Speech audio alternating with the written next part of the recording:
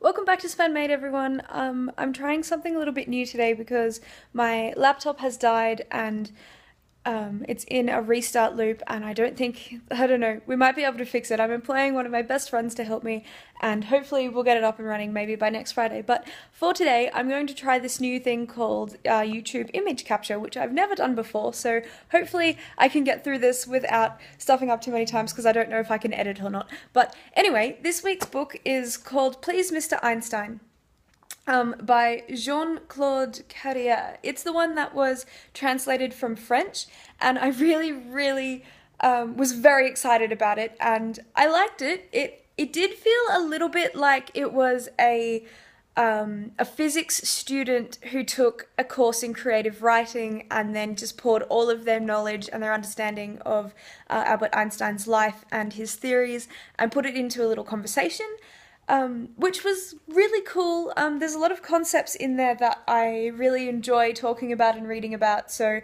I was quite happy to read it. It did kind of go on and not really have a plot, it was just a conversation, and there were some unanswered questions in like how Einstein was there, because it was the girl who comes into the meeting is of the modern day. She's found this address and she follows it, and she ends up in a waiting room with all these timeless people, and then goes into a room with no windows but a whole bunch of doors and meets Albert Einstein, who has is still working on like physics ideas and stuff, and she talks to him and he like just answers all of her questions and talks about his life, and the story kind of just is her talking to Einstein. And then she just leaves at the end. She's just like, okay, thank you for your time, sort of thing, and leaves. And he plays his violin and continues working. And it explains a lot of scientific concepts and a lot of like what's happening in 2006 anyway, when it was written. It explains like what Higgs boson particle is and all like up-to-date stuff at that time, as well as like all of Einstein's theories and stuff. Maybe not all of them, but a lot of Einstein's theories and stuff from when he was practicing. So it was a good read, very interesting to read something translated. It did feel a little bit disjointed in places, which I think is probably through translation. I really wish I could read French so that I could read it in French. It also felt a little bit film noir, like it wasn't very storytelling, but it was poetic in that it was like, we follow this girl across the road, we don't know anything about her, and it kind of, yeah, it felt interesting in that way, like it was written differently to things that I usually read, which was a good experience for me. Yeah, so that was this week's book. I'm happy I read it, and yeah, it's a good read. I also just want to have a really quick rant about Miss Peregrine's. I was so excited, and I went to see the movie, and it just absolutely ruined the characters especially of the main girl, I think her name's Emma. She was the fire girl, and they changed her into the air girl, and just the whole end of the movie was just a completely different plot, and the monsters were wrong.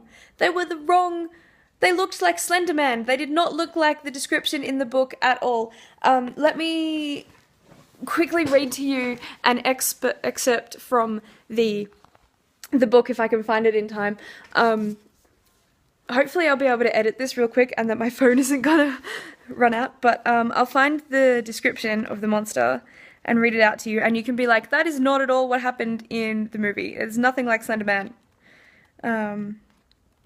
I really quite enjoy reading things out loud too, so, oh, here it is. Okay.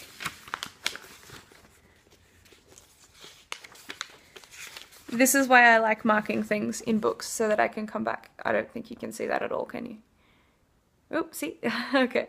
This is why I like marking things in books, so that I can flick through and find it really quick. Okay, so her hand came ablaze, and among the flickering shadows I saw it, lurking among the troughs, my nightmare. It stooped there, hairless and naked, mottled grey-black skin hanging off its frame in loose folds, its eyes collared in dripping putrefaction, legs bowed and feet clubbed and hands gnarled into useless claws, every part looking withered and wasted like the body of an impossibly old man, save one. Its outsized jaws were its main feature, a bulging enclosure of teeth as tall and sharp as little steak knives, that the flesh of its mouth was hopeless to contain, so that its lips were perpetually drawn back in a deranged smile. And then those awful teeth came unlocked, its mouth reeling, open to admit 3 wiry tongues into the air, each as thick as my wrist. They unspooled across half the room's length, 10 feet or more, and then hung there, wriggling, the creature breathing raggedly through a pair of leprous holes in its face, as if tasting our scent, considering how best to devour us.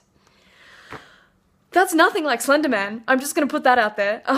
So I think they completely ruined one of the main characters who was my favourite character in the book, and then they completely ruined what the, well, they completely changed. Let's not say ruined, because it was okay.